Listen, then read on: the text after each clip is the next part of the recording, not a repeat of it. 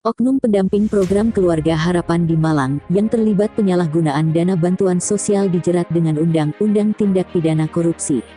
Pelaku bernama Penny Triherdihiani, 28 tahun, warga perumahan Joyogren, Kelurahan Merjosari, Kecamatan Lowokwaru, Kota Malang pun terancam dengan hukuman seumur hidup hingga denda maksimal 1 miliar rupiah.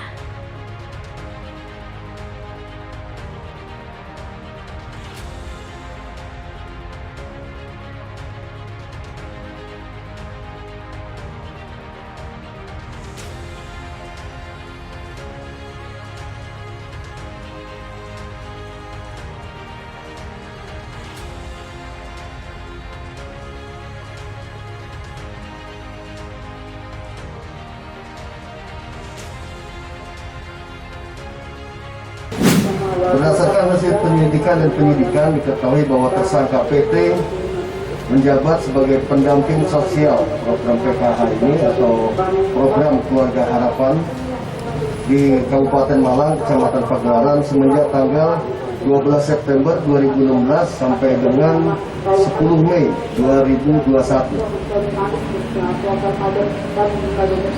Hasil dari penyelidikan dan penyidikan diketahui bahwa pada tahun anggaran 2017 sampai 2020, tersangka diduga kuat telah melakukan penyalahgunaan dana bantuan program Keluarga Harapan atau PKH dengan kira-kira total penerima 37 KPM atau kelompok penerima manfaat yang nilainya mencapai kurang lebih 450 juta rupiah. Akibat perbuatannya tersebut, Penny Triherdihiani terancam hukuman seumur hidup. Menurut Kapolres Malang AKBP Bagus Wibisono Handoyo menuturkan, bila pelaku penyalahgunaan dana bansos ini dijerat dengan Pasal 2, Subsidiar Pasal 3, Subsidiar Pasal 8 Undang-Undang Nomor 20 Tahun 2001 atas perubahan UU Nomor 31 Tahun 1999 tentang pemberantasan tindak pidana korupsi.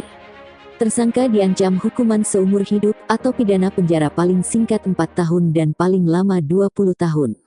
Denda paling sedikit 200 juta rupiah dan paling banyak 1 miliar rupiah, kata Bagus Wibisono saat memimpin rilis pada Minggu pagi tanggal 8 Agustus tahun 2021 di Mapolres Malang.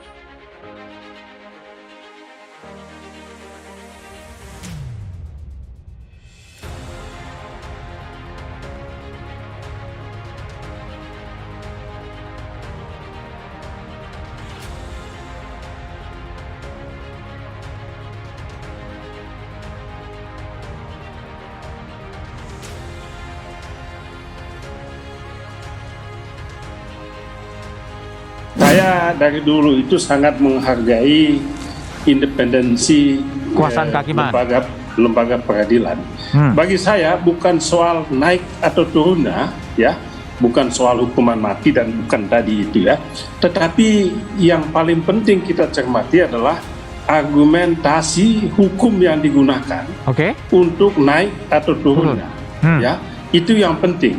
Nah, oleh sebab itu, di sini sebetulnya pentingnya lembaga semacam komisi yudisial yang sampai saat ini lembaga ini gagal menjalankan fungsinya.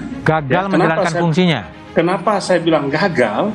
Ya, KY itu tidak boleh tidak punya hak, bahkan punya kewajiban dalam rangka menegakkan fungsi, menegakkan etika itu, etika hakim itu. Boleh menganalisis setiap putusan hakim di pengadilan, boleh, ya. Jadi kalau ada yang mengatakan Bung Miko tadi, oh nggak boleh hanya menganalisis putusan yang sudah berkekuatan hukum tetap, itu salah. Ya, salah. Boleh semua putusan. Yang tidak boleh itu adalah KY tidak boleh menggunakan hasil analisis putusan hakim yang telah berkekuatan hukum tetap untuk membuat rekomendasi tindakan. Itu yang tidak boleh. Maraknya tindak pidana korupsi yang dilakukan atau dibantu oleh penegak hukum.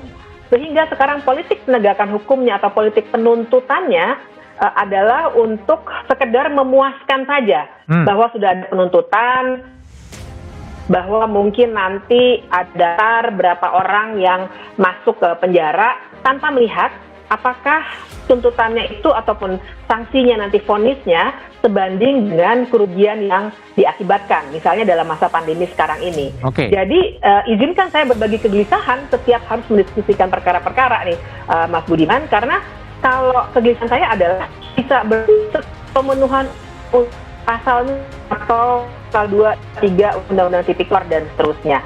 Seakan-akan ya di situ saja kita berkutat, padahal keadilannya itu sendiri tidak diberikan oleh hukum. Kan hukum dengan adil berbeda ya Mas Budiman. Oke, baik. Yang tengah terjadi sekarang, keadilannya tidak diberikan, hanya prosedurnya. Baik.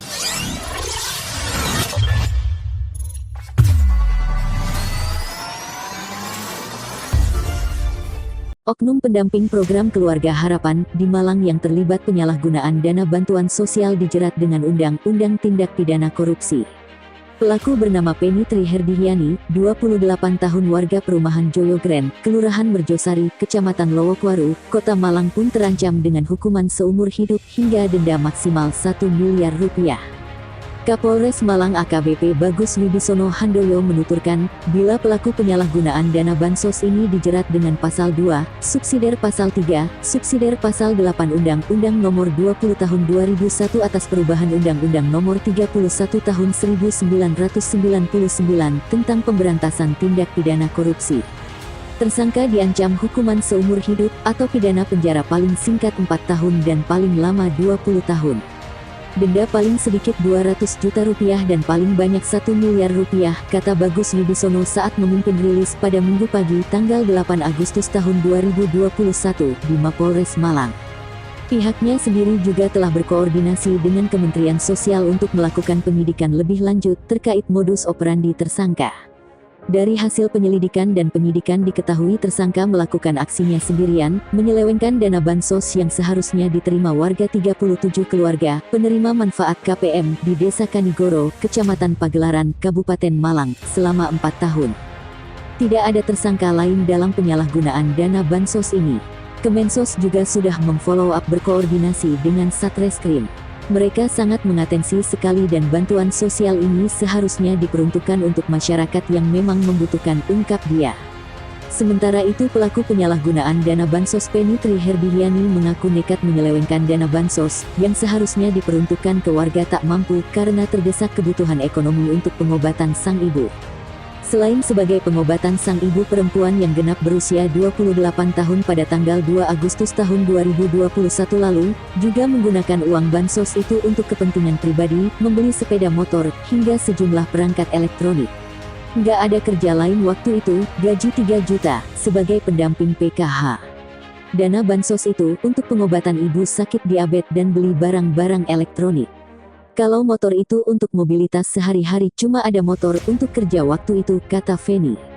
Sebelumnya diberitakan, Polres Malang mengamankan seorang pendamping PKH yang diduga telah menyelewengkan bansos hingga mencapai 450 juta rupiah selama kurang lebih 4 tahun. Temuan penyelewengan dana bansos ini juga menjadi perhatian langsung dari Menteri Sosial Tri Risma hari ini saat mengunjungi Desa Kanigoro, Kecamatan Pagelaran, Kabupaten Malang, pada tanggal 29 Juni tahun 2021 lalu.